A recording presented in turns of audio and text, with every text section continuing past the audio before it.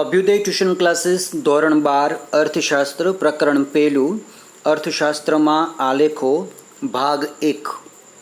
સમગ્ર પ્રકરણમાં આપણે શું શીખવાનું છે અને જાણવાનું છે તેની આપણને અહીંયા પ્રથમ રજૂઆત આપી છે, રૂપરેખા આપી છે કે જેમાં આપણે વાત કરશું આકૃતિ અને આલેખના અર્થની અને તેના મહત્ત્વની, ધ્યાનમાં રાખવાની ખાસ બાબતો, આકૃતિના પ્રકાર તરીકે સમય આધારિત રેખા આકૃતિ, સાદી સ્તંભ આકૃતિ, પાસેની સ્તંભ આકૃતિ અને વિભાજિત સ્તંભ આકૃતિ તથા તેને દોરતી વખતે ભૂલ ન થાય તે માટે ધ્યાનમાં રાખવાની ખાસ બાબત, સાથે વૃત્તાંશ આકૃતિ અને તેને ધ્યાનમાં રાખવાની બાબતો, આલેખના પ્રકાર તરીકે સામયિક શ્રેણીના વલણ દર્શાવતા આલેખ, અર્થશાસ્ત્રના અભ્યાસમાં ટેકનોલોજીનો ઉપયોગ જે છે કમ્પ્યુટર, ઇન્ટરનેટ અને સીડી જે છે તેનો ઉપયોગ ક્યાં અને કેવી રીતે કરવામાં આવે છે તેની રજૂઆત જે છે એ આપણે સમગ્ર પ્રકરણમાં અહીંયા જોવાની છે।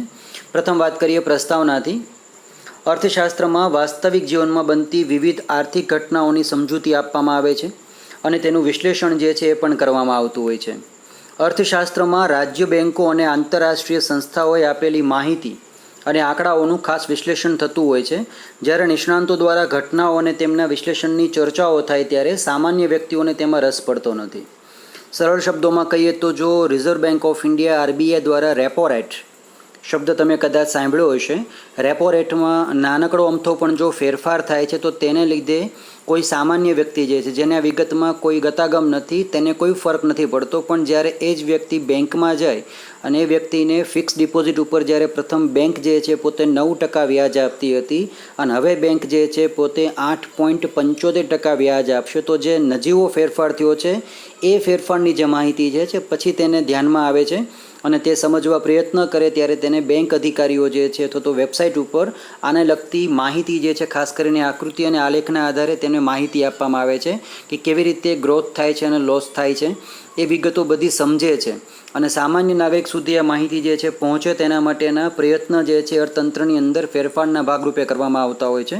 અને આવા વિશ્લેષણ માટે બે માધ્યમ છે, આકૃતિ અને આલેખ જે છે એ દોરવામાં આવે છે। તો આલેખ અને આકૃતિ દોરતી વખતે શું ધ્યાનમાં રાખવાનું છે, તેમનું મહત્ત્વ શું છે, પ્રથમ સમજીએ કે તેનો અર્થ શું થાય છે।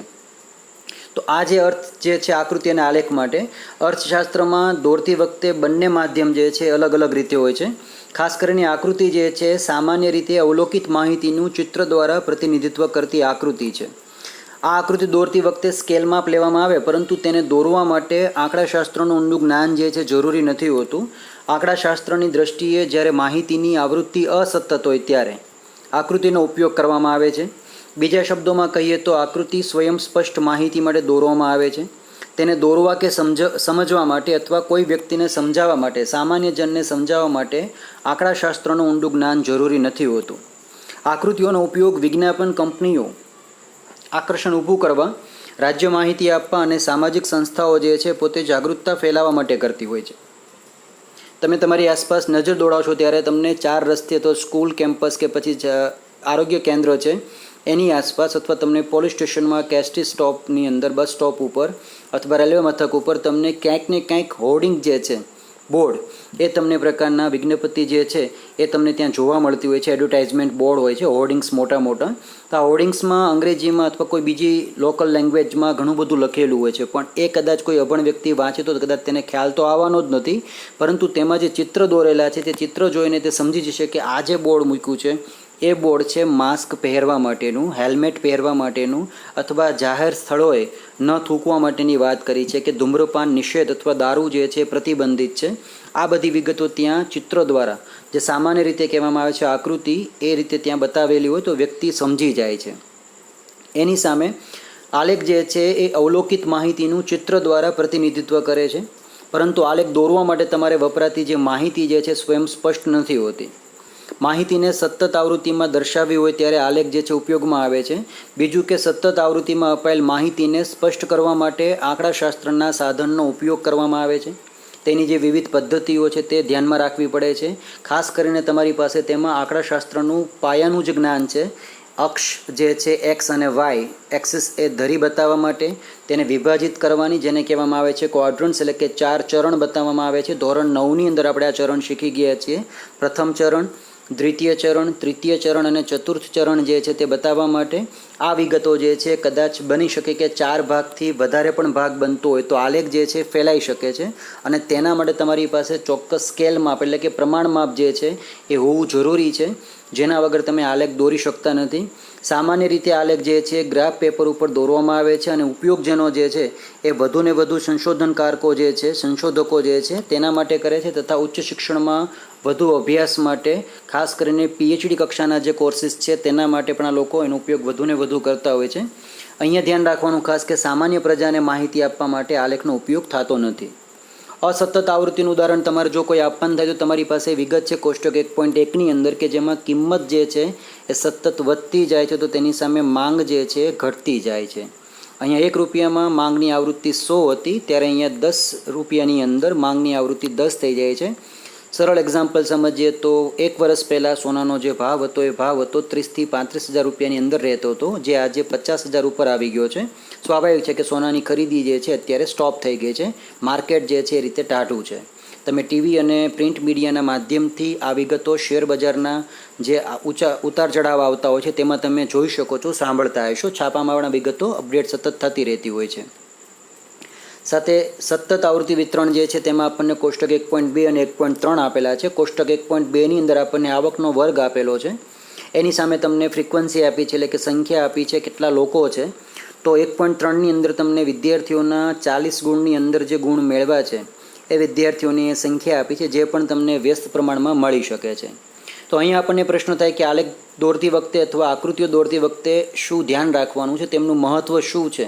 તો પહેલું મહત્ત્વ છે કે સામાન્ય રીતે અઘરો અને અટપટો લાગતો અર્થશાસ્ત્રનો અભ્યાસ જે છે તમે આકૃતિ દ્વારા અથવા આલેખ દ્વારા સરળતાથી સમજાવી શકો છો અને વધુ સ્પષ્ટ બનાવી શકો છો. બીજો તેનો ફાયદો છે કે અર્થતંત્રમાં આવતા કેટલાક પરિબળોના જુદા જુદા વર્ષોના વલણ જે છે એ સહેલાઈથી એક જ આકૃતિમાં કે આલેખમાં બતાવી શકાય છે. અર્થતંત્રમાં વિવિધ ક્ષેત્રોમાં થતા ફેરફારો પણ જે છે તમે સહેલાઈથી સમજી શકો છો, ક્યાં કેવી રીતે ઉતાર ચઢાવ થયો છે. ઉદાહરણ તરીકે તમે આલેખ સમજી શકો છો માંગ અને પુરવઠાનો, તો તમને તરત ખ્યાલ આવી જશે કે કયા વર્ષમાં કેટલો જથ્થો હતો માંગ સામે અને પુરવઠો કેટલો હતો એ સમજી શકો છો. સાથોસાથ અર્થતંત્રમાં કેટલાક પરિબળ માટેના વર્ગો, પ્રદેશો તેમજ ક્ષેત્ર અને સમયગાળા વચ્ચેની સરખામણી તમે સહેલાઈથી કરી શકો છો. અર્થશાસ્ત્રની કેટલીક અઘરી બાબતો સમજવા અને સમજાવવા પાછળ લખનાર અને વાંચનારનો સમય તથા શક્તિ બચે, તેના માટે તમે આ આકૃતિઓ અને આલેખોનું મહત્ત્વ જે છે વધારી શકો છો, અને તેના દ્વારા તમે ઘણી બધી વિગત સ્પષ્ટ કરી શકો છો. અને છઠ્ઠો અગત્યનો મુદ્દો છે કે અર્થશાસ્ત્રમાં કેટલાક અઘરા સિદ્ધાંતોને આકૃતિ અને આલેખની મદદથી સમજાવવામાં સરળતા રહેતી હોય છે, જેમ કે માંગ અને પુરવઠાના વિસ્તરણ અને સંકોચનનો ખ્યાલ અથવા તેમની મૂલ્ય સાપેક્ષાનો ખ્યાલ આકૃતિ દ્વારા સરળ બનતો હોય છે. અને સમગ્રલક્ષી પરિબળમાં થતા વલણ સામયિક શ્રેણીની મદદથી દોરાયેલા આલેખ દ્વારા સ્પષ્ટ થાય છે, જેમ કે ખેતી ક્ષેત્રમાં આવતા ટૂંકા અને લાંબા ગાળાના આકસ્મિક પરિવર્તનો અથવા તો કોઈ ઉદ્યોગમાં થતા નિયમિત પરિવર્તનો તથા વલણ જે છે એ સામયિક શ્રેણી વડે શોધાય છે, અને લાંબા તથા ટૂંકા ગાળાના પરિવર્તનોના વલણો જે છે એ તમે આલેખો દ્વારા સ્પષ્ટ કરી શકો છો, જોઈ શકો છો. તમે ગ્રાફની મદદથી વિગતો જે છે જે તે સમયની ઐતિહાસિક જે છે વિગત તમે તેમાં સરખામણી કરી શકો છો. આ વિગતો દોરતી વખતે ધ્યાનમાં શું રાખશો, તો તમારી પાસે તેનું વિશ્લેષણ કરવા, સરખામણી કરવાનો હેતુ હોય ત્યારે તમારે ધ્યાનમાં રાખવાનું છે પ્રથમ કે આકૃતિ અને આલેખના પ્રકારની પસંદગી અને રજૂઆત. કોઈપણ ચિત્રને વધુ આકર્ષક અને અસરકારક બનાવવા માટે તેના પ્રકારની પસંદગી મહત્ત્વની બને છે.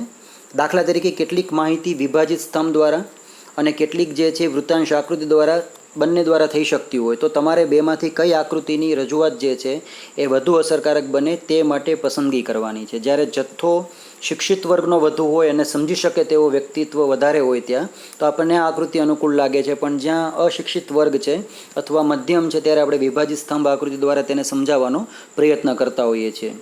નંબર 2 છે કે સ્પષ્ટતા. ચિત્રની રજૂઆત સ્પષ્ટ અને સ્વચ્છ હોવી જોઈએ. વિવિધ વિભાજનોનો રંગ જે છે અલગ કે શેડ એ તમે તેમાં દર્શાવો તો તેથી કરીને જોનાર વ્યક્તિ જે છે તેના મન ઉપર તેની અસર પડે, અને વિભાજન દ્વારા વ્યક્ત થતી માહિતી જે છે એની વિગત તમે ત્યાં બાજુમાં બતાવશો કે કયો રંગ કેવી વિગત દર્શાવે છે. આ વિગતો તમે પ્રાથમિક શાળામાં અને ધોરણ 10 સુધી જે નકશાઓ પૂરતા હતા, નકશાઓ તમારી પાસે જે પાઠ્યપુસ્તકમાં આવતા તેમાં તમે વિવિધ રંગોની શ્રેણી જોતા હતા, એ પણ તમને ત્યાં સ્પષ્ટ કરે છે. નંબર 3 છે ચોક્કસ સ્કેલ માપ. આંકડાના આધારે આકૃતિ કે આલેખનું સ્કેલ માપ લેવું જરૂરી છે, જેથી તે ચિત્ર આપણને યોગ્ય કદનું બને. આકૃતિ કે આલેખની બંને ધરી પરની વિગત સ્પષ્ટ દર્શાવી. આકૃતિ હોય કે આલેખ, તેની બંને ધરી એટલે કે એક્સ અક્ષ અને વાય અક્ષ ઉપર જે તમે વિગતો આપો છો તે વિગતો તમારે સ્પષ્ટ બતાવવાની છે, કે વર્ષ છે, વ્યક્તિત્વ છે, પાક છે કે શું છે, જે તમારે સ્પષ્ટ લખવાનું છે. જોનાર વ્યક્તિનું પ્રથમ ધ્યાન નીચે જશે કે ત્યાં કઈ વિગત છે એક્સ અક્ષ ઉપર અને વાય અક્ષ ઉપર, જેથી તે પોતે આલેખને સમજી શકતો હોય. નંબર 5 કે આંકડાકીય માહિતીનો સ્ત્રોત. આકૃતિ કે આલેખ જે આંકડાકીય માહિતી માટે રજૂ કરવામાં આવ્યા હોય તે માહિતી તથા તેનો સ્ત્રોત જે છે એ દર્શાવવાથી આકૃતિ અથવા આલેખની વિશ્વસનીયતા જે છે વધી જાય છે અને તે ચિત્ર જે છે અધિકૃત બની જાય છે. તેમાં તમે જે પણ આંકડાકીય માહિતી આપો એ તમારે સ્પષ્ટ આપવાની છે, જેમાં કોઈ પ્રકારની ક્ષતિ કે ત્રુટિ ન હોય. આ વિગતો જે છે તમે કોઈપણ પ્રકારના સરકારી માધ્યમથી પણ મેળવી શકતા હો, તો તમારે તે આંકડાકીય માહિતી આપવાની છે. આપણે અંધારામાં તેમાં તીર નથી મારવામાં આવતું, જે વિગત છે સ્પષ્ટ એ જ થતી હોય છે. તમે ટીવીમાં જોતા હશો તો કોવિડ-19ને લીધે દેશભરની અંદર જેટલા નવા કેસીસ આવે છે અને જૂના કેસીસ રિફર થાય છે એ દરેકની માહિતી તમને ત્યાં પરફેક્ટ આપવામાં આવે છે. કેટલા કેસ આવ્યા છે, તેની સામે કેટલા કેસ ડિસ્ચાર્જ થયા છે, એ તમામ સ્કેલ જે છે વિશ્વની દૃષ્ટિએ નોંધ લેવાતો, એટલા માટે તમારે ત્યાં આંકડાઓ જે છે વ્યવસ્થિત આપવા પડે છે. છઠ્ઠું છે કે આંકડાકીય માહિતી ગણવાની રીત દર્શાવી. જ્યારે માહિતી સ્વયં સ્પષ્ટ ન બને ત્યારે તમારે આંકડાશાસ્ત્રની મદદથી તેને સ્પષ્ટ બનાવવાની હોય અને તેના આધારે ચિત્ર દોરાયું હોય તો તમારે તે વિગતો ત્યાં બાજુમાં સ્પષ્ટ કરવાની છે. પ્રમાણમાપ જેને આપણે અહીંયા કહીએ છીએ કે 1 સેન્ટીમીટર બરાબર 5 એકમ કે પછી 1 સેમી બરાબર 10 એકમ, એ તમારે ત્યાં સ્પષ્ટ કરવો જરૂરી બનતો હોય છે. તો તેના આધારે આકૃતિના પ્રકાર કેટલા થાય છે, તો તમારી પાસે તેના આ પ્રકાર જે છે એ આવે છે ચિત્રાકૃતિ, પિક્ટોગ્રામ, છૂટાછવાયા બિંદુ અથવા તો વિકર્ણ દર્શાવતી આકૃતિ, સ્કેટર ડાયાગ્રામ કે જેમાં તમને અલગ અલગ પ્રકારના ટપકાઓ જે છે બતાવવામાં આવતા હોય અને ટપકાઓ જે છે ત્યાં તેનો રંગ જે છે તેના આધારે તમે તેનું સ્થાન નક્કી કરી શકતા હો.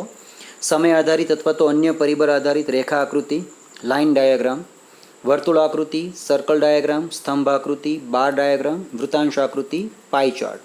તો આ વિભાગમાં આપણે જે સમય આધારિત રેખા આકૃતિ છે, સ્તંભ આકૃતિ અને વૃતાંશ આકૃતિ વિશે માહિતી મેળવવાની છે. અન્ય જે આકૃતિઓ જે છે ઉપયોગમાં આવે છે, પણ મોટા પાયે જ્યારે જથ્થો વધુ હોય અવલોકનોનો ત્યારે તેનો ઉપયોગ કરવામાં આવતો હોય છે.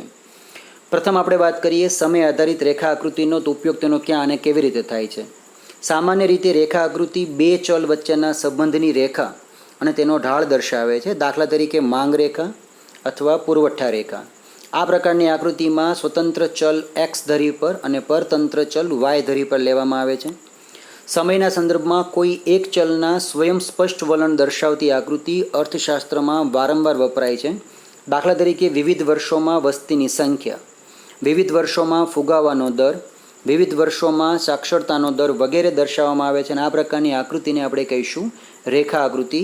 કેવી હોય છે એ આપણે જોઈ લઈએ. ઉદાહરણ તમને આપ્યું છે કોષ્ટક 1.4માં 1951થી ભારતમાં વસ્તી વૃદ્ધિની ટકાવારી.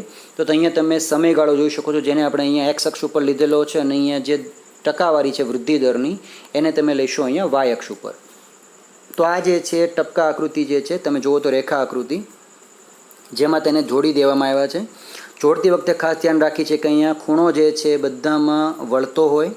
સાથોસાથ આકૃતિ જે છે પોતે કોઈપણ બિંદુને જ્યારે જોડતી હોય ત્યારે તમારે આકૃતિ ખુલ્લી ન રહી જવી જોઈએ. ભારતની વસ્તી ગણતરી જે છે સેન્સસ ઓફ ઇન્ડિયા તેના આધારે માહિતી આપી હતી 1951થી આજ દિન સુધીની 2011 સુધીની 17.64% જે વૃદ્ધિ થઈ છે છેલ્લા વર્ષોમાં. તો એ તમે જોઈ શકો છો કે વધુ ગ્રાફ જે છે એ 1961-71માં ઉપર આવ્યો હતો અને ત્યાર પછી 71-81માં થોડોક ડાઉન થયો હતો. ત્યાર પછી ધીમે ધીમે સતત વસ્તી જે છે એનો વૃદ્ધિ દર અહીંયા ઘટતો જાય છે. તો તેના આધારે તમે તેના ગર્ભિત ઘણા બધા પ્રશ્નોના જવાબ જે છે આકૃતિ ઉપરથી આપી શકતા હો છો. આ સાથે બીજો તમારી પાસે પ્રકાર છે સ્તંભ આકૃતિ અને તેના પ્રકારો. સ્તંભ આકૃતિ કોઈ એક ચલના મૂલ્યની વિવિધ વિભાગો વચ્ચેની વહેંચણી દર્શાવે છે. ખાસ કરીને જુદા જુદા સમયે દેશમાં સાક્ષરતાનું પ્રમાણ અથવા સ્ત્રીઓ અને પુરુષોમાં કોઈ એક સમયે સાક્ષરતાનું પ્રમાણ. તો આવી આકૃતિમાં ઊભા કે આડા સ્તંભો દોરીને દર્શાવવામાં આવે છે. દરેક વિભાગ કે સમય માટે એક જુદો સ્તંભ દોરવામાં આવે અને તે સ્તંભની ઊંચાઈ જે છે લંબાઈ એ વિભાગ અથવા સમય માટે ચલનું મૂલ્ય દર્શાવે છે. સ્તંભોની ઊંચાઈ કે લંબાઈ દ્વારા ચલના મૂલ્યની વિવિધ વિભાગો કે સમયગાળા વચ્ચે સરખામણી કરી શકાય. તો સ્તંભાકૃતિ જે છે આપણી પાસે 3 છે, જેમાં પહેલી આવે છે સાદી સ્તંભાકૃતિ, બીજી પાસપાસી અને ત્રીજી છે વિભાજિત સ્તંભાકૃતિ. સાદી સ્તંભાકૃતિમાં તમે જોશો તો કોઈ એક આધાર કે જેમ કે પ્રદેશ, સમયગાળો વગેરેને કોઈ ચલનું મૂલ્ય દર્શાવે. આ આકૃતિ વિવિધ પ્રદેશો કે સમયગાળા માટે વાપરી શકાય કે જેમાં ચલના મૂલ્યની સરખામણી જે છે એ તમે રજૂ કરી શકો છો આકર્ષક રીતે. ઉદાહરણ તરીકે કોષ્ટક 1.5માં તમારે વાત કરી છે મહિનાઓની, કે જેની અંદર વેચાણ જે છે અમુક વસ્તુઓનું કાલ્પનિક છે. ચોકલેટ બોક્સનું વેચાણ અહીંયા કરેલું છે. તો સૌથી વધુ વેચાણ જે થાય છે મે અને જૂન મહિનામાં થાય છે 65 એકમમાં. તો અન્ય એકમમાં તમે રજૂઆત જે છે એ કરી શકો છો. તમે આ ગ્રાફ અહીં જોઈ શકો છો. એક્સ અક્ષ ઉપર મહિના લીધેલા છે, વાય ઉપર એનું એકમ છે. અહીંયા તમે ગ્રાફિકલ રજૂઆત કરી છે કે વેચાણ જે થાય છે તમે એને બ્લેકમાં કરી દીધું છે એકમની અંદર. જોઈ શકાય કે 65 એકમ જે છે વધુને વધુ થયા હતા અહીંયા મે જૂનની અંદર. એની સામે માર્ચ એપ્રિલમાં પણ હાઈએસ્ટ છે. સૌથી ઓછા જે છે અહીંયા તમે જોશો તો તમને ખ્યાલ આવશે 35, 40 અને 30ની અંદર નવેમ્બર ડિસેમ્બરમાં સૌથી ઓછું વેચાણ થયું છે. તો અહીંયા પણ તમે એની વિગતો જે છે વ્યવસ્થિત સમજી શકતા હો છો. તો આ સાથે આપણો જે ભાગ 1 જે છે અહીંયા પૂર્ણ થાય છે. અહીં સુધીનું તમારે સંપૂર્ણ રીડિંગ કરવાનું છે અને કોઈ ટોપિક અથવા કોઈ શાબ્દિક સંકલ્પના જે છે જેમાં તમને ખ્યાલ ન આવ્યો હોય તો આપ ચોક્કસથી મને વોટ્સએપ અથવા કોમેન્ટ કરી દેશો. નંબર જે છે આપણને આ વિડીયોની અંદર જ્યાં ધોરણ 12 વિષય અને પ્રકરણનું નામ લખેલું છે ત્યાં એક લાઇન ઉપર ક્લિક કરશો તમને જરૂરી વિગતો જે છે એમાં તમને મળી જશે.